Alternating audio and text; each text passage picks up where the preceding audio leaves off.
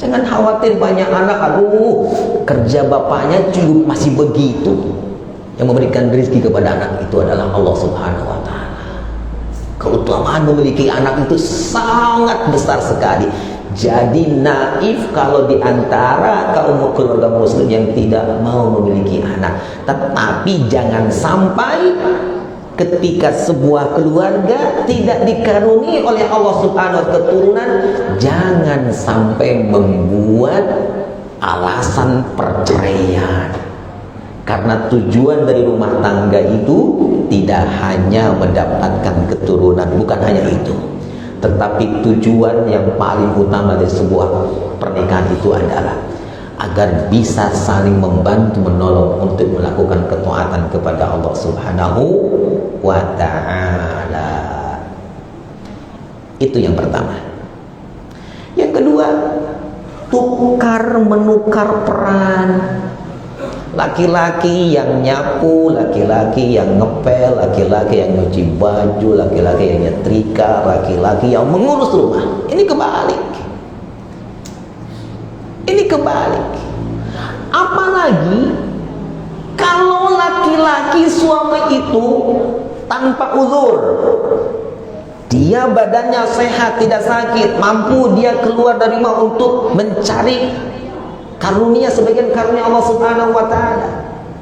Dia di rumah saja mengambil peran istrinya dan mengizinkan istrinya untuk bekerja, padahal suami itu tahu di tempat kerja istrinya itu ada pelanggaran agama. Istrinya ketika bekerja di kantornya, dia melakukan apa? Khalwat. Dia berdua-duaan di kantornya dengan laki-laki asing. Karena bosnya, atasannya laki-laki, istrinya setiap hari di kantor berdua-duaan saja, khalwat namanya. Dosa dibiarkan, dayus. Ketika pergi ke kantor, istrinya itu menggunakan jasa angkot umum. Misal dianterin sama apa? Kalau zaman sekarang itu Grab, atau di mobil berdua-duaan, dibiarkan sama suaminya, maka suaminya dayus. Atau suaminya tahu di tempat kerja istrinya itu Masya Allah campur baur antara laki-laki dan perempuan, itu tidak beraturan, ada ikhtilat yang bebas, dibiarkan, dia tenang-tenang di rumah, maka dia menjadi laki-laki yang dayus. Jangan menjadi laki-laki yang dayus yang membiarkan agama istrinya terancam. Ketika itu dia harus tampil di depan, bekerja apapun dia kerjanya, yang penting caranya halal. Perbaiki cara bekerjanya. Kata Nabi SAW, ajmilu ma talab. Perbaikilah cara kalian untuk mendapatkan rezeki itu. Jangan gengsi, jangan berpikir apa ya, yang penting keluar, yang penting bekerja. Hasil atau tidaknya itu adalah takdir dari Allah Subhanahu wa Ta'ala. Terkadang rezeki kita itu datangnya lambat. Tetapi Bapak dan Ibu yang saya muliakan, sesungguhnya kita ini tidak akan meninggal dunia. Tidak ada satupun di antara kita yang meninggal dunia kecuali dia sudah menghabiskan jatah rizkinya dari Allah Subhanahu wa Ta'ala. Terkadang rizki itu datangnya telat. Disebutkan ada seorang laki-laki. Laki-laki ini masuk ke dalam jurang. Jurang yang begitu terjang, tebing yang begitu terjal. Dia masuk ke dalam, tergelincir ke dalam tebing jurang tersebut. Seluruh manusia yang melihat itu, yang menyaksikan itu mengatakan, memvonis celaka laki-laki itu, meninggal laki-laki itu. Ternyata apa? Setelah beberapa jam muncul ke atas, selamat, hidup. Lalu diberikan makanan kepadanya, diberikan minum. Setelah dia memakan makanan, meminum minuman yang diberikan kepadanya, dia jatuh kembali dan meninggal. Rupanya dia naik ke atas itu untuk menghabiskan jatah rezekinya yang masih ditakdirkan oleh Allah untuk dihabiskan. Setelah habis jatah rezekinya, yang meninggal dunia. Di sini mobil, di sini kendaraan. Ketika dari dua arah ini masing-masing mau melaju, shoot, masing-masing melihat ke semua arah, akhirnya kedua-duanya berhenti.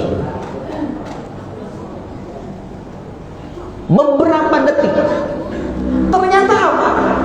Secara berbarengan dari dua arah ini mengincak gasnya, berbarengan, shot, curet.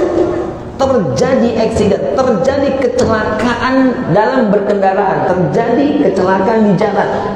Kedua-duanya meninggal dunia. Rupanya jeda beberapa detik ketika dia ngerem masing-masing kendaraannya, dia sedang menghabiskan rizki dari Allah Subhanahu wa Ta'ala. Berupa apa? Menghabiskan oksigen yang menjadi jatahnya dari Allah Subhanahu wa Ta'ala. Setelah jatah oksigennya habis dan itu rizki dari Allah, meninggal dunia. Para suami, jangan mengkhawatirkan rizki dari Allah Subhanahu wa Ta'ala. Semua kita diberikan rizki. Yang penting kita bekerja. Jangan gengsi dalam bekerja, apa saja kita lakukan. Jadi bertukaran kewajiban itu tidak boleh dilakukan. Suami memiliki peran, istri memiliki peran, kecuali suaminya memiliki udzur syar'i, dia tidak bisa bekerja lantaran misal dia sakit, dia tidak bisa keluar rumah karena dia sakit, maka istri boleh membantu suaminya. Dia memberikan infak, memberikan sedekah kepada suaminya. Istrinya bekerja, apapun pekerjaannya, tetapi dengan cara yang halal. Lihat-lihat istri ketika bekerja, lihat dengan cara yang halal. Ketika dia bekerja di kantor, pastikan di kantornya tidak terjadi khulwat, tidak terjadi ikhtilat yang bebas. Pastikan ketika keluarnya menutup aurat, pastikan sampai di kantornya syar'i. Kalau tidak, cari pekerjaan yang lain. Kata Nabi SAW, perbaguslah di dalam cara mencari rezeki. Jelas Pak ya? Barakallahu fikum. Masih ada pertanyaan? Silakan. Iya, Ustaz. Baik.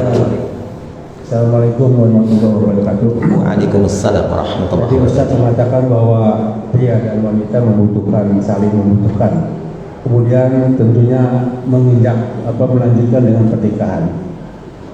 Nah, ini banyak yang terjadi dan ini apa yang akan terjadi nanti di akhirat apabila wanita ataupun pria ini yang soleh dan soleha ini tidak menikah sampai akhir hayat. Apa yang terjadi? Karena menikah itu kan sunnah Nabi, Ustaz. Apakah dia mendapat ajab atau bagaimana di akhirat nanti? Jadi wanita-wanita ataupun pria yang tidak sama sekali menikah, apa yang terjadi nanti di akhirat? Terima kasih. Baik, barakallahu fiik. Terima kasih atas pertanyaan. Bagaimana dengan seseorang yang meninggalkan syariat kita yang mulia itu menikah? Kita lihat niat ketika dia meninggalkan nikah tersebut. Kalau seseorang yang meninggalkan syariat kita yang mulia ini, syariat kita yang berkah, syariat kita yang sesuai dengan fitrah kita, dia meninggalkannya itu lantaran dia benci kepada syariat ini, maka dia berdosa. Wajib dia bertobat kepada Allah Subhanahu wa Ta'ala. Adapun terkait dengan nikah, maka hukumnya bisa berubah-ubah. Seseorang berbeda hukumnya dengan yang lain dalam hal nikah. Kalau ada laki-laki atau kalau ada wanita, ya, dia bisa menahan syahwatnya. Misal laki-laki ketika keluar dari rumah, dia mampu menjaga pandangannya, tidak jelalatan. Dia mampu meluluhkan syahwatnya. Maka dalam kondisi tersebut agamanya aman. Dia tidak akan terseret kepada perbuatan yang fahisyah. Aman dirinya. Maka ketika itu nikah baginya sunnah. Tetapi kalau laki-laki setiap keluar dari rumah matanya jelalatan, Setiap wanita yang lewat dipandangnya tidak mengenal siapa wanita itu. Di benaknya yang hadirnya sesuatu yang itu. Maka dalam kondisi seperti ini agamanya terancam. Dia bisa melakukan kemaksiatan kepada Allah Subhanahu wa taala. Dan sudah jelas masuk terkeramat benar kemaksiatan kepada Allah. Maka ketika itu jangan menunggu pernikahan, segera dia cari akhwat, segera dia menikah. Untuk apa? Agar agamanya selamat. Kondisi seperti itu dia hukumnya wajib menikah. Tapi nikah itu hukumnya haram, gak boleh dilakukan kalau ada motif di dalam pernikahan itu adalah untuk menyakiti. Saya nikahin dia, setelah itu saya tinggalkan.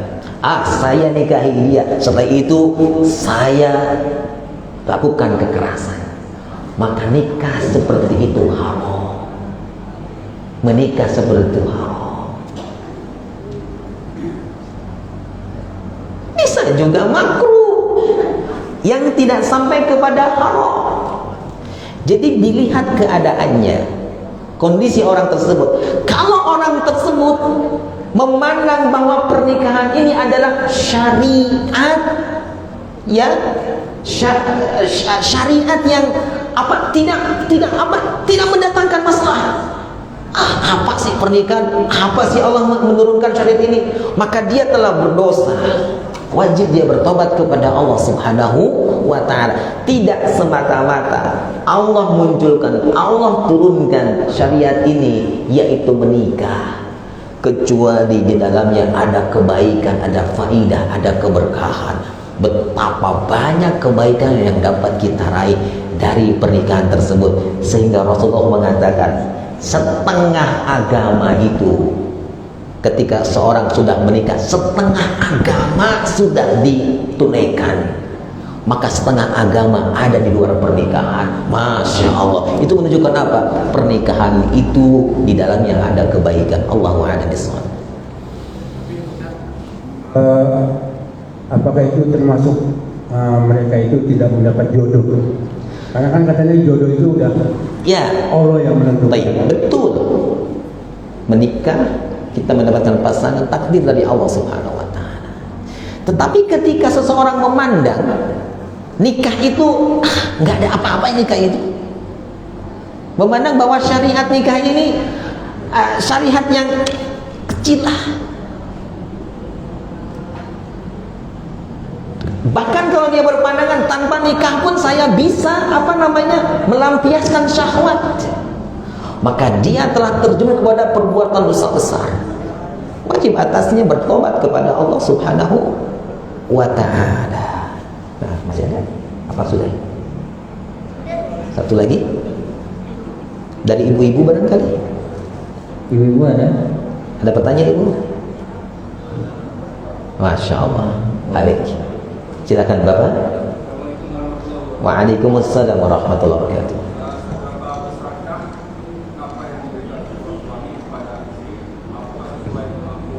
Sesuai kemampuan suami ataukah sesuai kebutuhan istri? Terima kasih. Assalamualaikum warahmatullahi wabarakatuh. Tayyib. Seberapa besar nafkah yang wajib ditunaikan? Ala qudrati, sesuai dengan kemampuannya. Dia mampu memberikan nafkah 1 juta, 1 juta. Dia mampu menunaikan 2 juta, 2 juta. Jadi sesuai dengan kemampuannya, sesuai dengan kadar rezeki yang Allah berikan kepadanya. Bulan ini dia mampunya 1 juta, berikan 1 juta. Maka keluarga, suami, istri harus bekerja sama bisa memanfaatkan 1 juta ini. Tapi yang jelas, yang penting Bapak dan Ibu, ketika kita menerima nilai tertentu, misal ketika kita menerima 2 juta dari gaji kita, dari penghasilan kita, kita terima dengan qanaah, dengan syukur kepada Allah Subhanahu wa ta'ala. Pasti Allah Ta'ala yang akan mencukupkan, menutupi kebutuhan kita. Itu yang penting dulu. Kita dapat 2 juta, syukuri dulu. Sekalipun di benak kita itu sudah 2 juta ini kurang, tapi syukurin dulu. Ke depan Sehari, 2 hari, jangankan sehari, sejam, 2 jam, kita tidak pernah tahu rizki berapa lagi yang Allah akan turunkan kepada kita. Adanya 1 juta, kasih dulu 1 juta. Suami itu tidak akan pernah bisa mencukupi kebutuhan istrinya. Jangan pernah mengatakan saya bisa mencukupi kamu, dek. Yang bisa mencukupi kebutuhan kita adalah Allah Azza wa Jalla. Jangankan istrinya, dirinya sendiri tidak bisa mencukupi kebutuhannya. Jadi Allah cukupi rezeki kita. Suami tidak bisa mencukupi rezeki keluarganya. Yang bisa mencukupi itu adalah Allah Subhanahu wa Ta'ala. Dan semua kita diberikan rezeki dan diberikan kadar rezeki berbeda-beda. Suami mendapatkan rezeki dengan kadar yang berbeda dengan istrinya. Seperti itu. Jadi sesuai dengan kemampuannya, tidak berdasarkan keinginan istri. Kalau keinginan istri dilis, Masya Allah banyak sekali. Yang minimalnya kebutuhan dasar untuk makan. Ya hari itu makan. Jadi jangan hitung 1 bulan berikutnya, stres kita lah. Kalau itu kebutuhan 1 bulan, aduh Masya Allah terlalu berat. Yang kita lihat hari ini bisa makan, ya makan, berikan. Yang hari ini bisa diberikan 20.000, berikan 20.000. Hidup bisa dengan 20.000. Kekurangannya Allah yang akan mencukupi. Barakallahu fikum. Barangkali cukup. Baik, cukup sekian ya tanya jawabnya. Terima kasih Ustaz atas ilmu yang telah diberikan. Insya Allah di pertemuan berikutnya, pekan pertama bulan depan, kita lanjut ke kajian keluarga bagian kedua. Sekarang kita akan bacakan door prize ya, siapa yang dapat hari ini. Ustaz di sini ada nomor Ustaz sesuai dengan yang sudah di absen. Mulai dari Bapak dulu ya. Nomor 4 3 berapa? Nomor 4. Nomor 4 Pak Unggul. Pak Unggul. Ulang ya. Ulangi satu. Ulangi lagi. 10. Nomor 10 Pak Wiwit.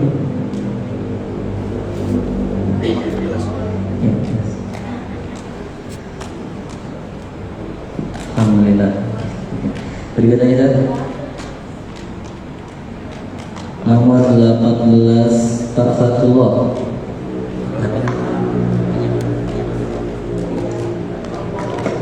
Masya Allah. Berikutnya lagi Ustaz. 12. Nomor 12 Pak Lili.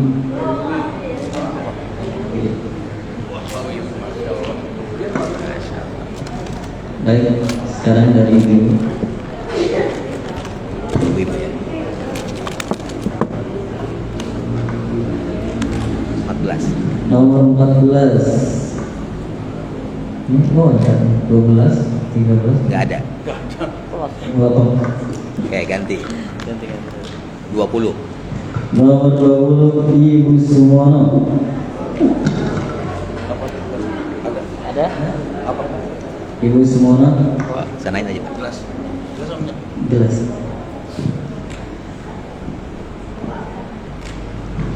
Jelas masjid ya tadi ada gambar. 15. Nomor 15 enggak ada satu. Ini loncat langsung 18. 7. Nomor 7 Bu Sugiyarti.